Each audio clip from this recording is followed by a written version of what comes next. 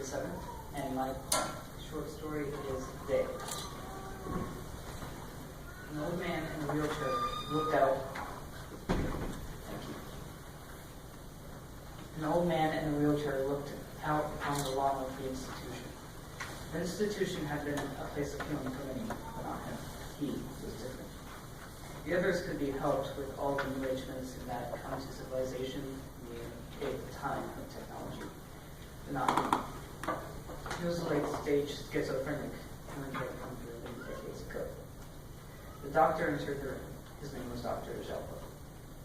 He was a kind young man who wanted to help his patients the best he could. It bothered him that this was a patient that he could not cure.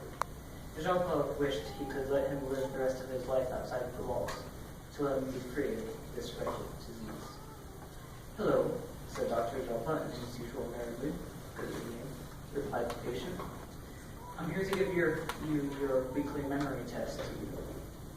Just tell me what you remember about how you got here from the beginning, please." They started the analysis.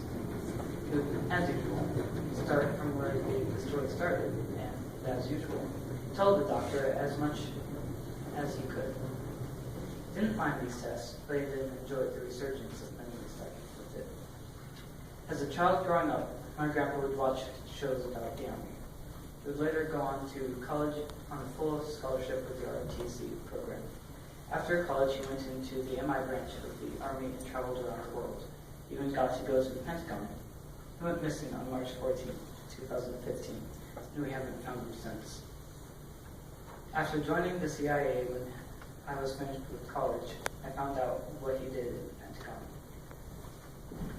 It turned out that he traded high-tech weaponry with our allies during the war for the research about how to make light bend around an object.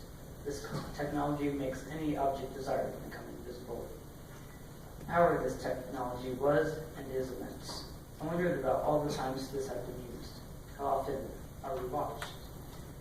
I wondered if we could detect these people who could be using these suits, but I couldn't think of it immediately and decided to think it over in times when I thought I was young.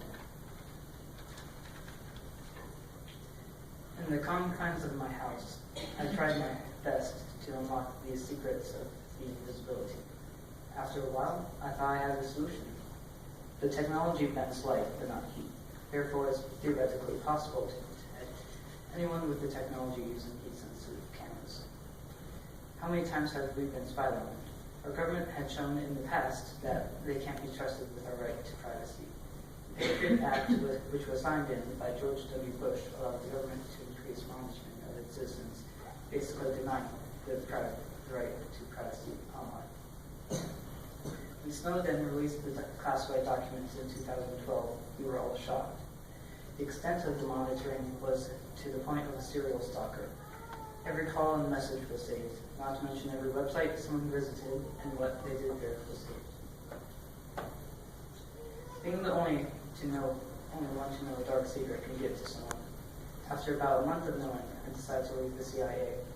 I started to wear cameras to see if I could detect a government agent while they were invisible. That night, I would check over hours of the footage. The apartment has to get messy. I found nothing. I started to stay awake almost constantly. After 9 months, I thought I had something. I looked over it constantly and found someone who I knew wasn't there. He couldn't be.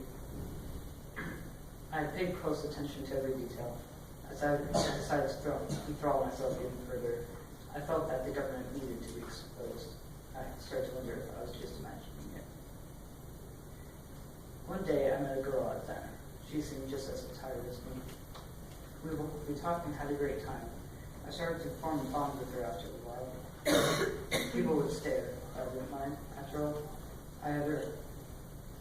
After about a month into our relationship, I told her about the invisibility. She believed me to a great extent. She then helped me with my search. After a while, the feeling of being watched intensified. People who I had seen, I had been sure that they were government agents closing down on me. They were everywhere. I told her about this, and she seemed worried. The problem is,